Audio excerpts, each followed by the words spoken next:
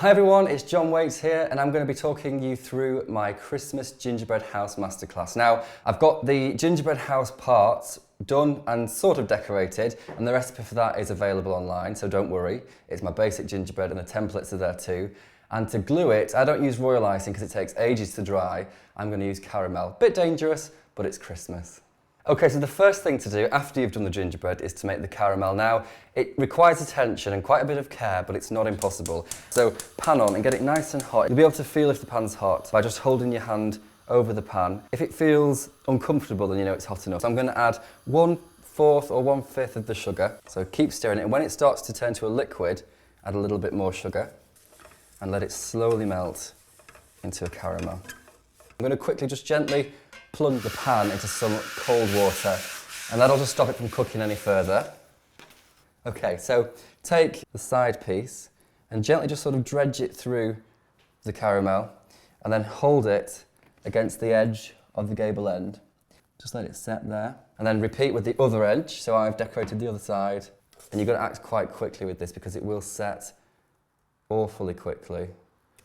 And if the template's been designed properly, it'll slide into place and then set. So I'm using the caramel as the glue, but I'm going to use the royal icing afterwards to cover up any imperfections. Okay, so for the roof, my caramel is just remelted.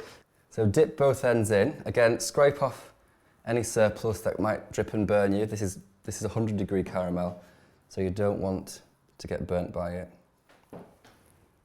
If some bits don't match up, like the top here, don't worry, because we can cover that with some sweeties afterwards. So, time to make some royal icing to neaten the seams and to make it look extra snowy and Christmassy.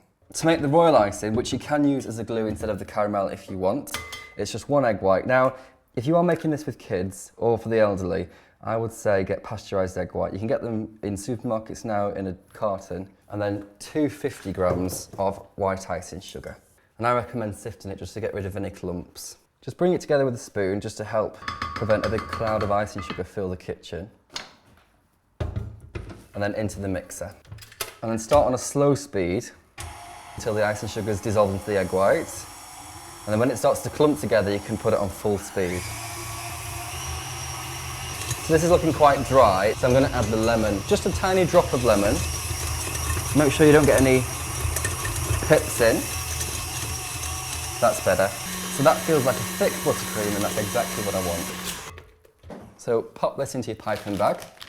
Not all of it, just 2/3, that's enough. So bring it to the end of the nozzle and then twist it quite tightly. With a piping bag, you need to make sure you keep twisting it, keep a good pressure, and you can pipe with just one hand. I'm going to pipe some Christmassy blobs on this giant seam here. And then I'm going to attach some sweets. So I've got these jelly beans, which are my absolute favourite sweet. So I'm just going to splodge these into those blobs. If I pipe some of the icing and then just gently pull it at the end, it'll sharpen itself off and look like falling icicles. A few more there just to make it even and symmetrical. And then, because I'm obsessed with this stuff, some of the non-toxic glitter. Sprinkle it onto the snowy porch. Well, let's just do it everywhere too. Okay, I think that's just about enough. And there you have it, a perfect Christmassy gingerbread house. And it's a great alternative to, say, chocolates or flowers for a dinner party. Don't take chocolates, spend a couple of hours in the kitchen, make this, and really impress your mates and your family. Merry Christmas.